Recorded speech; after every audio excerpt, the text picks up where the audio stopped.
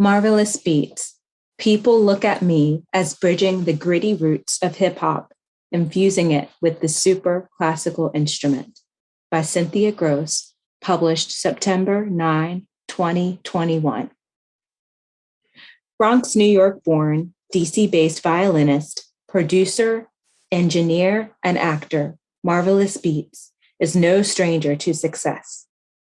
He's produced songs for Interscope Records artist Tory Lanez, performed live with Wale, appeared with GoldLink on NPR Tiny Desk, been featured in the Washington Post, Blavity, and Essence, and more.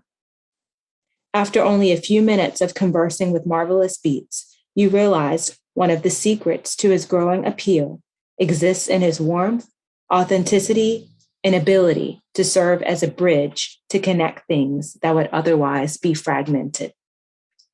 Learn more about Marvillous Beats' journey with contributing writer Cynthia Gross, including how his background in architecture influences his creative process, the effect of fatherhood on his art, and the role his Jamaican roots play in allowing him to inspire young Black males. What brought you to the DMV from your home in the Bronx? I was born in the Bronx, but most of my formative years were spent in New Rochelle, New York. New Rochelle to New York City is like Silver Spring to DC. Outside of music, I was pursuing a career in architecture, and I was focused on completing a degree. I applied to the University of the District of Columbia, UDC, and it was one of the colleges I got into. My older sister, who inspired me to play violin, was attending American University at the time and already in DC. My girlfriend lived out here too. What inspired you to be a musician? What attracted you to the violin? I was inspired to be a musician simply by being exposed to music in general by my father. He was a traveling musician with a Jamaican gospel band. In addition to serving as percussionist and vocalist for the band, he was a neurosurgeon in Jamaica and a semi-pro soccer player. Growing up, he played everything from Bob Marley and Barrington Levy to Mozart and Pachelbel's canon. My oldest sister, who is closest in age to me, attracted me to the violin. She had been taking private lessons for about a year when I realized I wanted to learn too. My parents soon started me on lessons. I didn't get into hip hop and rap until middle school. My oldest sister and younger brother brought CDs into the house, artists like G Unit and Nas, and played music out loud through the stereo. I picked and chose what I liked from this exposure. It wasn't until college that I combined the two, classical and hip hop. Who are your biggest influences and why? My biggest influence is my family, who has been involved since the beginning. In terms of musical influences, when I first got into production, beat making, and writing music, I started with artists like Timbaland, Kanye West, Pharrell, and Quincy Jones. As I learned more about music history, I gravitated toward artists like Clive Davis and David Foster. These guys have been my influences, and being goal-oriented, I know what's possible. I also read a shit ton of books, including biographies. From Maurice White of Earth, Wind, and Fire to DJ Khaled's The Keys. I love the perspective I get from figures in the industry who have amazing talent and continue to release timeless records. These artists have distinction, and that's why they're respected and revered. How does your background in architecture influence your creative process? In the most basic terms, architecture is the design of spaces that people can occupy and use. This spans from housing to commercial space to industrial space. Architecture focuses on the design of spaces, not too much on the math, but you need a mathematical lens so you won't drive the engineers insane. The main goal of architecture is solving a problem. The design process of solving a problem is very similar to working with a musician. Someone brings you a vision, and you have to find a solution that meets the vision. For instance, a client asks for a 400 square foot space with 2 rooms in Phoenix, Arizona. Similarly, a musician could ask for a 3-minute R&B song in the key of E that people can dance to. Our job is to take the variables and come up with a product that meets the specifications. When I studied architecture, I was excited because of the similarities to music, which is where my heart always was. Think of it like puzzle pieces, and it's up to your creativity and genius to make it happen. As an artist with Jamaican roots, what role do you feel your music plays in the lives of young Black males?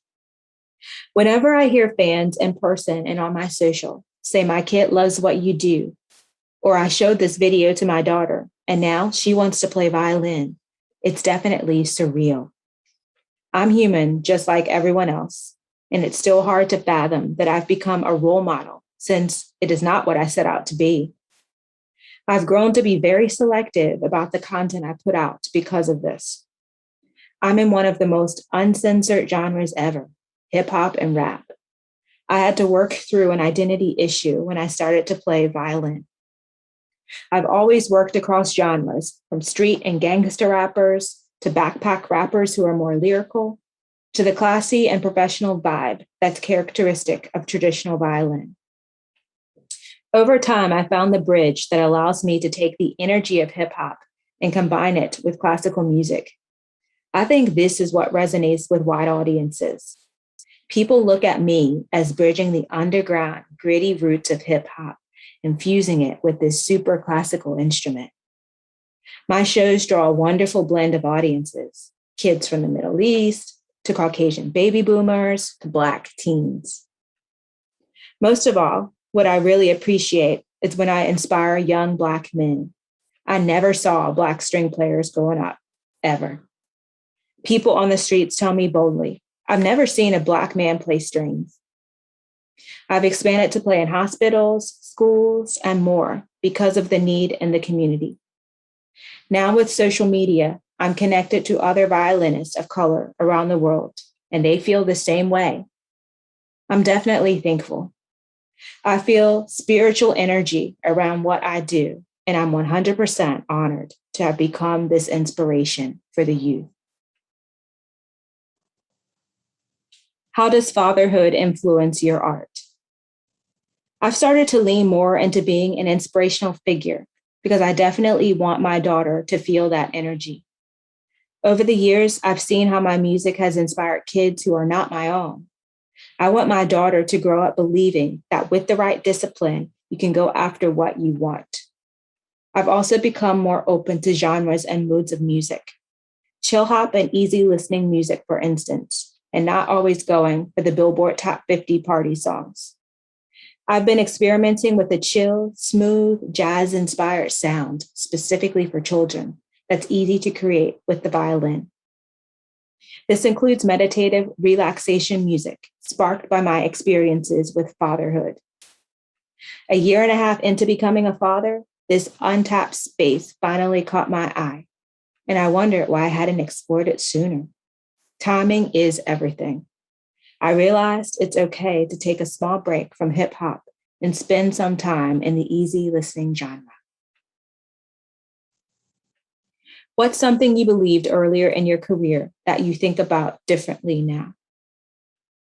Everyone who's in the music industry now realizes there's more of a path to be independent instead of directing all your attention and tap dancing in an attempt to land a major label record deal. Major labels still have their place, which is significantly smaller than before. Early on, I thought the only way to be successful in music was to be picked up by a major label. Another important discovery was when I learned musicians are business owners. Initially, I was solely focused on my craft. The fact is, if you make a product to buy and want people to use your service, you're no longer just a musician, dancer, artist, or writer. You're a business person. This mindset was paramount perspective-wise as I matured. When you start out as a creative, you feel completely free. When you start to learn the business, from copywriting to cover songs to licensing, You have to find ways to make the freedom work in a symbiotic way.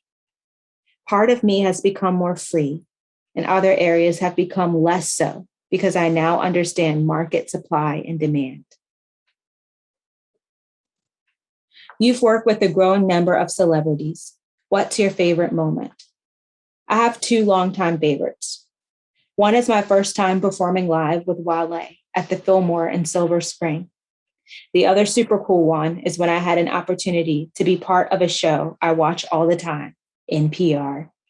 It was beyond surreal to perform with GoldLink. When the episode dropped, I was like, holy shit, I'm on there. These experiences were so significant in what they did for my brand and confidence. And just the fact that they were right in line with what I've always wanted, to work with respected, talented, and well-known artists. I just needed to get my foot in the door, and that was super it. Which songs from your collection would you recommend to a new fan? I would definitely recommend Sanity, a single I put out a couple years ago. There's no violin on the track. It's jazzy with a hip hop beat. My first cover song album, Maestro Finesse, offers a good introduction. It's on all streaming platforms. I'd also point fans to subscribe to my YouTube. There are tons of cover videos on my channel, and I'm always adding more. Everyone can find something they like there. What projects are on the horizon for you?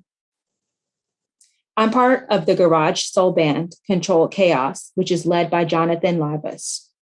We recently finished tracking our second studio album, and it's scheduled to drop in the next 2 to 3 months. Our first project did well in the DMV and was nominated for a Whammy Award. Personally, I'm curating my own playlist to showcase my chill violin hip-hop music. This playlist is going to establish the softer side of my style that I want to get more into, which will resonate with wide audiences, including parents and kids. I'm really excited to see how it goes. Go see Marvillous Beats deliver a soul-stirring street performance on September 17 at 5 p.m. on Charles Street and Fayette Street in Baltimore, Maryland. Admission is free.